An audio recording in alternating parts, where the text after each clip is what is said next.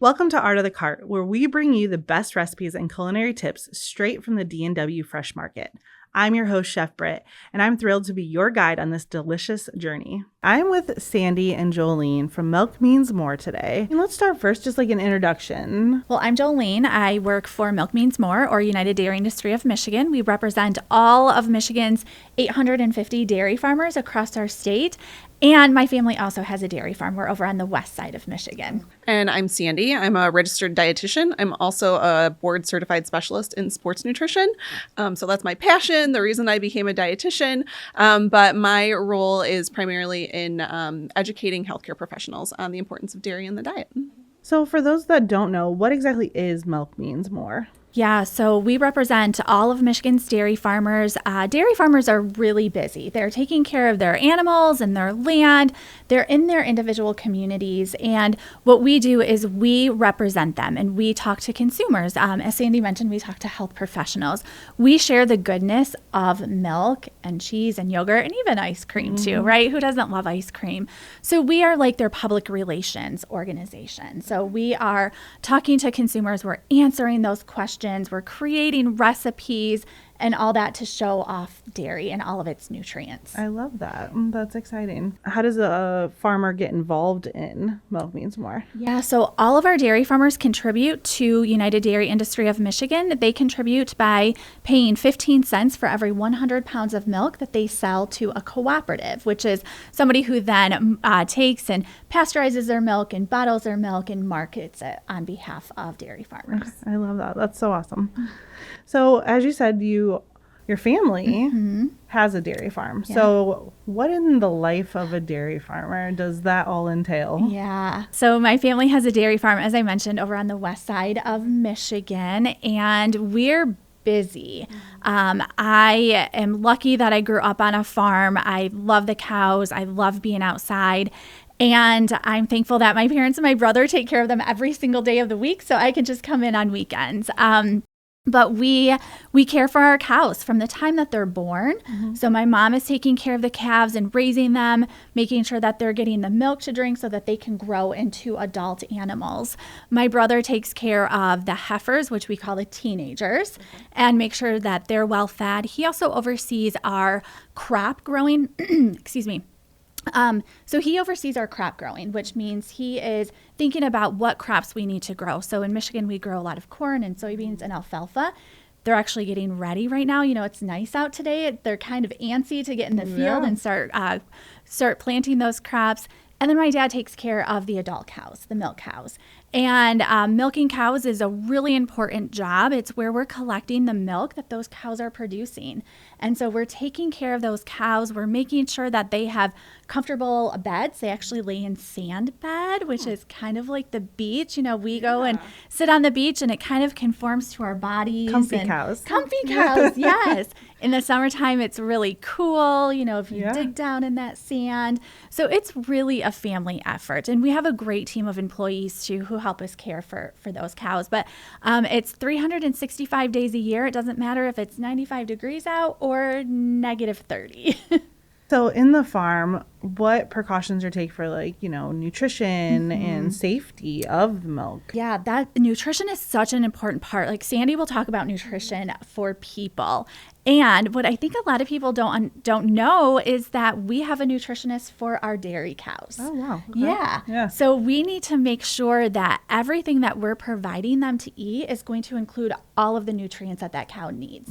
So we create what I like to call a cow casserole. So my brother has a big, giant mixer wagon where he's adding the corn silage and the hay and all those vitamins and minerals.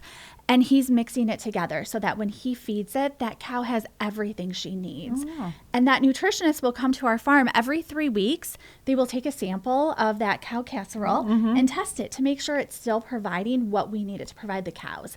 And if it's not, then there's adjustments that will be made. They can either purchase some different feed or add some different things. But at the end of the day, it's all to make sure that cow is, as you said, comfy, but also well cared for, because dairy cows are metabolic marvels. They can enjoy and eat foods that we as humans can't. So I've mentioned corn for a couple times now, but cows can eat the entire corn plant. Oh, wow. Yeah, so we eat the kernels, right? Digest it. And digest it, yeah. So when we are harvesting our corn, we're chopping up that entire corn plant. Yeah. So you've got the stalk and the leaves and the kernels and the cobs even. And every part of that corn plant offers nutrients for that cow. And she's eating something that we can't. We as humans can't. We also, can feed them different byproducts from different industries as well, like cottonseed. Yeah. So cotton's grown in the South. We take off that bowl of cotton, and then the seeds are left. So instead of that seed going to the landfill, cows can digest it, and it provides them fiber. So it's providing them all of these nutrients that they then turn into milk that we collect. And then, it has the 13 essential nutrients that I know Sandy will talk about. Casserole. Cow casserole. I love that. And kind of like thinking about human nutrition too. And Brittany, I know that you're also a mom, that cow comfort, the more comfortable they are, the more milk they're going to produce. And I can relate to that, like when I had my first daughter, becoming a new mom is really stressful. It's really hard. And even though I was nourishing my body, I couldn't produce enough milk for my daughter to eat and thrive and grow. So I supplemented, which is great, right? Fed is best, and that's all that matters. By the time my second daughter came around, I was a little bit more comfortable and confident in what I was doing, and I didn't need to supplement. So it's very similar to the way that our cows are treated. The happier they are, the more comfortable, the better that they are going to be able to nourish us. I mean, stress and it can play like a huge factor. Yeah. It's very similar humans to cows. So keeping them comfortable. Doesn't that sound like a life though for a cow? You get a sandy bed, you get cow casserole, you're grazing, you're just like living your best life. Yeah, Absolutely. Yeah, we bring everything to the cows. And we even clean their pens for them. Like, wouldn't it be great to have someone just come in like 3 times a day and clean your house for you? That would be great. So what are some of the challenges of dairy farming? Yeah, the weather, here in Michigan and the Midwest, where a lot of your stores are located, it can be, it could be nice today and then we could get a snowstorm tomorrow. I don't want to jinx us, but that's real life. Yeah. And so our cows all live in barns, and that's to protect them from Mother Nature. Yeah. So if that snowstorm or ice storm does come, they're not having to deal with that. Right. They're not having to protect themselves. We've already kept them protected. Yes. And same thing with that sun. We don't want our cows to get sunburnt either. Cows can get sunburnt.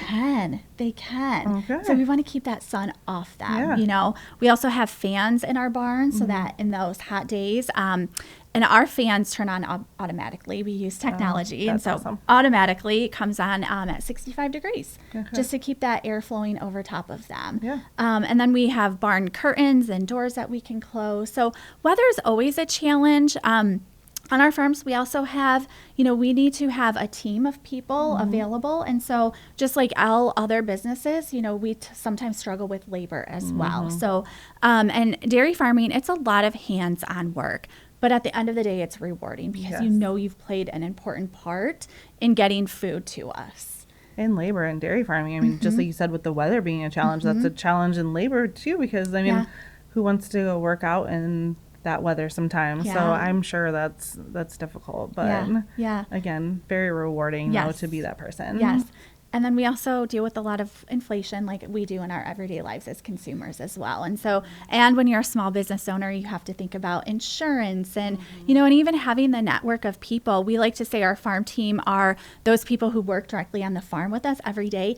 And it extends out. So we have a veterinarian, we have a nutritionist, we need a plumber and electrician on hand as well. Yeah. We need this whole community to come and support us as well. That's a lot. A lot of hands go into that glass of milk. Yeah. Isn't that crazy to think about? So much. When it comes to an adult and a child, how much milk or dairy do they actually need to consume? So ages 9 and up, you need 3 servings a day is the recommendation. Between, like one and 8, it's a little bit less, about 2.5 cups. Okay. But unfortunately, about 90% of Americans aren't meeting those recommendations. So the 13 essential nutrients that Jolene was talking about, they're missing out on some of those, right? So wherever we can add one more serving, we're closing this gap of nutrition that people might be experiencing. Do you see kids consuming more milk than adults now? Yes. Particularly between probably 1 and 3, they are consuming those recommended servings, and it starts to kind of taper off. Particularly when we get into those teen years, when it's actually the most important time for people to be consuming dairy. That's when your bones are growing at the fastest rate that they ever will. And I like to think of it as like a bone bank account, right? So the more we can save when we're young, the better that it's going to serve us on into our life. So one of my coworkers likes to say that osteoporosis is a geriatric disease with a pediatric onset. So we need to think long term, save up that bone bank so that we can benefit from it when we're older. So my Gracie girl, she is 5, almost 6, and she is our milk drinker. That girl would drink a gallon of milk a day, I think, if I let her. She loves, and I've tried, just the cousins are over, we're having, outdoor gathering or something, here's juice. And she's like, that's okay. Like, she'll drink a little bit, but she just loves her, water and white milk. I've even tried the chocolate milk and stuff like that, and no, she loves her milk. So I'm like, as a mom, okay, you go ahead. And I have one just like that who's also 5, and I think it's great, right? You're setting those habits when they're young, and hopefully that will carry throughout their whole life. Definitely, yeah. I know I struggle, and I probably need to. I love cheeses and sour cream and different things, but just having a glass of milk, I need to personally be better at that too, to get my dairy consumption. And think about how you're preparing it, right? It doesn't need to just be a glass of milk. So I have multiple lattes that I make at home every day, right? So I'm probably getting a couple servings just from that. So think about it. What is it going into other things that you're consuming? It doesn't just have to be that glass of milk. So I can tell my dad it was okay as a kid. He would take this big cup and fill it all up with Oreos and then put milk over the top of it and just eat it with a spoon. So I can tell him it's okay. You were getting your dairy. That's okay. Yeah. And you have to think about it like food. You should enjoy your food. I'm a dietitian. I'm not the food police, right? Enjoy your Oreos with your milk. Definitely. I love that. So when it comes to bone health, which you touched on, does that affect it also by activity level of a person and how much dairy they need to consume? Such a good question. If you're meeting those recommendations, the 3 servings a day, it shouldn't impact your bone health. And actually, weight-bearing exercise actually helps to strengthen your bones. So that's a really great thing. But if you're not consuming those 3 servings, it can put you at risk of, bone breaks, bone fractures. And nobody, high school athletes, younger athletes, you don't want to be on the injured list. That's not where we want to be, right? So that proactive approach that we can take, and it's a pretty simple thing to do. So I have to ask, chocolate milk. Yes. There's this overview of chocolate milk and there's so much sugar and this and that. I mean, it's still a serving of calcium. Sure is. And so much more too. Yeah. So I like to think about it like serving vegetables with ranch dressing, right?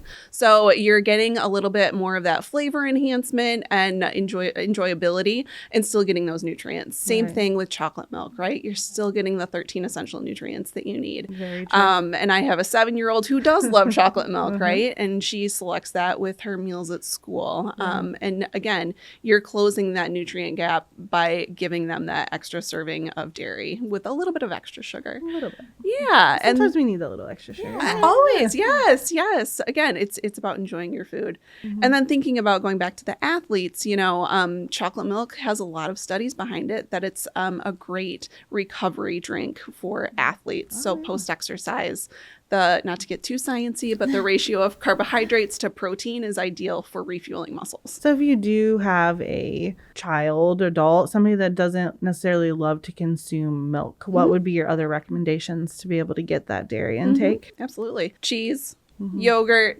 Cottage cheese is so popular right now. There's this it's having trend a day. happening. Right. Yeah. And it's that extra protein. People are really trying to increase the protein they have in their diet. Cooking it into foods, right? It doesn't just have to be, a cup of yogurt, a slice of cheese, a glass of milk. It can be consumed in many different forms.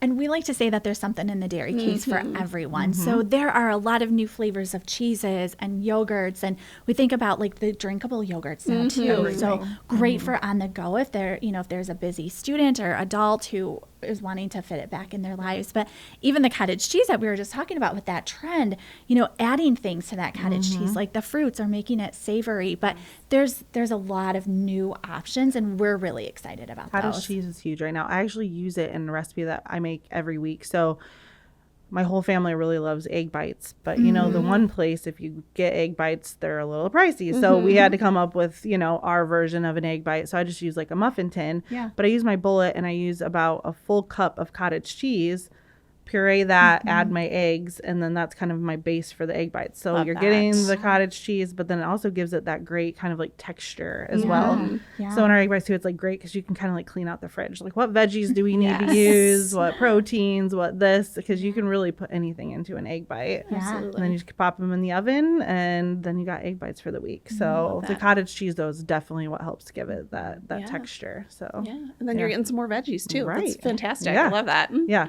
So they're great just like put in the fridge, and then we put a bag in the freezer. So we just kind of rotate the freezer bag to the fridge when we're running low. And it's great too, especially as a mom, grab and go in the morning, because we know mornings can get hectic. One of my children, like they didn't really like it when they were younger very much. And now that they're older, they're consuming it more than before. So I think another important is like having kids try stuff more than once. 100%. For sure. So what are some of the other things that you guys kind of incorporate in your household with dairy and recipes and different things like that? I honestly put it in just about everything. When I'm cooking, putting it on top of things, mixing cheese into different dishes that I make. I love making, like Mexican inspired foods with a little bit of cheese. My favorite thing to do is I love sour cream, nothing against sour cream. But again, trying to get a little bit more protein in the diet, I have replaced my sour cream with plain Greek yogurt, and you can't tell the difference. So that's, some of those little simple swaps to get a little bit more nutrition. That's a great idea, especially like tacos and things like that, to just replace it with that. And so what would be some of your tips to families that are trying to incorporate more dairy, very busy lives and things like that? There's a lot of options that you can kind of grab and go, right? So they make some shelf-stable options, like yogurt pouches, things like that. So you can toss them in, not have to worry about refrigeration. But I love me a good cheese stick, right? Grab a cheese stick as you're running out the door. First thing in the morning, again, things get really hectic. Just having things available that are easy to grab, I think is, in my household, is the easiest option. Definitely. So when milk, you buy it at the store, you bring it home, and there's that date on there. That's like, you should use it by. Do you need to use it by that date? Like, what is that date? Where does that come from? So that date is actually the sell-by date for the store. Okay. That's when they need to sell it by. Okay. Milk can last in our refrigerator if it's kept cold, if it's kept in the back of our refrigerator. It can last for a couple weeks after that date. Okay. So, when we grab the milk at the store, we want to make sure that that's the last thing that we put into our carts. And then we want to make sure we go home right away. We don't stop at the bank and at, the drugstore and all those other places. We want to make sure that we're getting home, putting it in the refrigerator. And I know some refrigerators have that milk shelf in the door. Mine does. Yes. When we think about it, like we're opening the doors how many times? And your kids are opening the doors how many times, right? And so it's letting that warm air touch that container of milk. And so if we can keep it as far back as possible, that's really going to extend the shelf life. And the other thing is when we need to use it, just pulling it out to use it very quickly, not having it sit on the countertop or on the kitchen table. But if we can keep that, very minimal, those exposures to that heat in our houses, that will help extend that shelf life of milk. Those are great. And I'm guilty of all of those things. So I need to be better about them. And yeah, I guess I didn't think. I mean, we always has that spot in the door. Yeah. I put it in there, but it does open. I mean, especially my 11-year-old, he tends to look in there very often. I'm like, it hasn't changed. It's still the same thing that was in there 10 minutes ago. How do you actually know then I should not consume this milk any longer? So the thing that we like to say is just smell the milk. Okay. If it's got a different smell, then that's when it is. But milk, because of pasteurization, that really does help extend that shelf life. And then those tips that we can keep it cold for longer are really going to help as well. So the smell is just the biggest thing. Once you kind of get any little inkling, then okay. Well, thank you guys so much for coming and talking. We learned everything dairy farming, milk means more. I really appreciate it, and I hope we can get together again soon. Thank you for having us. Thank you so much. Thank you. Thanks for tuning in to Art of the Cart. Please subscribe, comment, and leave a review. Don't forget to visit D&W's website for products and resources mentioned in this episode. Until next time, happy cooking.